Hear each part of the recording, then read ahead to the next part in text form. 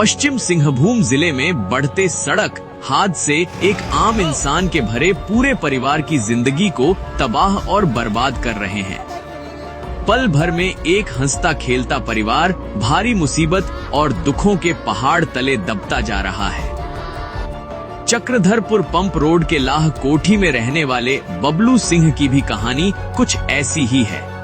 बबलू सिंह के घर पर आज मातम पसरा है। घर पर पूरा परिवार फफक फफक कर रो रहा है। घर के हर आंख में आंसू और कलेजा को चीरती रोती हुई आवाज है। परिवार पर यह दुख का बड़ा भारी भरकम बोझ आज इसलिए है क्योंकि परिवार का मुख्य कमाने वाला और परिवार के भरण पोषण का बीड़ा उठाने वाला शख्स आज सड़क हादसे की भेंट चढ़ गया। सड़क हादसे के बाद 10 दिन तक अस्पताल में इलाज के दौरान जिंदगी और मौत की जंग लड़ते लड़ते बबलू सिंह शुक्रवार को जिंदगी की जंग हार गया। उसकी मौत ने पूरे परिवार को सदमे में लाकर खड़ा कर दिया। पल भर में मानो पूरे परिवार की खुशियां ही लुट गई है।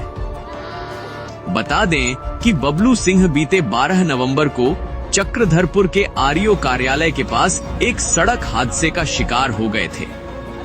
नाबालिग बच्चों ने तेज रफ्तार वाली केटीएम बाइक से मोपेड पे जा रहे बबलू सिंह को पीछे से जोरदार टक्कर मार दी थी। इस हादसे में गंभीर चोट आने के बाद परिवार वाले चाईबासा से लेकर रांची रिम्स तक उसके इलाज की कोशिश में लगे रहे। 8 दिन तक रिम्स में इलाज के बाद आखिरकार बबलू सिंह की मौत हो गई।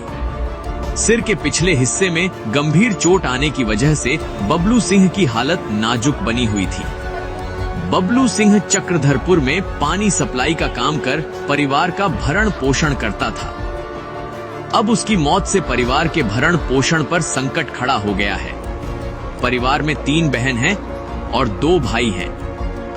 एक भाई इंटर की पढ़ाई कर रहा है तो दूसरा टोटो चलाकर घर की बाकी जरूरतों को पूरा करता है। बूढ़े माँ बाप भी हैं जो अपने बड़े बेटे का इस उम्र में शव देखकर सबसे बड़ा कष्ट का सामना करने को मजबूर हैं। मृतक बबलू सिंह के छोटे भाई अखिलेश सिंह का कहना है कि हादसे के बाद सरकारी अस्पताल से उनके भाई को सही इलाज नहीं मिला। रिम्स में इलाज के लिए डॉक्टरों को तलाशना पड़ता था। आखिरकार रिम्स रांची के डॉक्टरों ने उनके भाई को बचाने में अपनी नाकामी दिखाते हुए हाथ खड़े कर दिए और दवा भी बंद कर दी। इसके बाद जब वे उन्हें इलाज के लिए निजी अस्पताल ले जा रहे थे तब उसके भाई ने दम तोड़ दिया। सड़क हादसे का शिकार मृतक बबलू सिंह के परिवार पर इस समय दुखों का पहाड़ टूट पड़ा है। एक सड़क हादसे ने परिवार की खुशियां लूट ली है। बबलू सिंह सड़क पर यातायात नियमों का पालन कर गाड़ी चला रहे थे, लेकिन जो लोग यातायात नियमों का उल्लंघन कर गाड़ी चला रहे थे, मौत उन्हें छू भी नहीं पाई। पुलिस प्रशासन को यातायात नियमों की धज्जियां उड़ाकर वाहन चलाने वालों पर कड़ी कार्रवाई करनी चाहिए ताकि कोई निर्दोष व्यक्ति सड़क हादसे का शिकार ना हो। यहाँ ये कहना गलत नहीं होगा कि सड़क पर बढ़ते हादसे कभी भी किसी को भी निगल सकती है। इसलिए सड़क पर चलने के दौरान पूरी सावधानी से चलें और वाहन चलाएं, क्योंकि आपके घर पर आपका कोई इंतजार कर रहा है।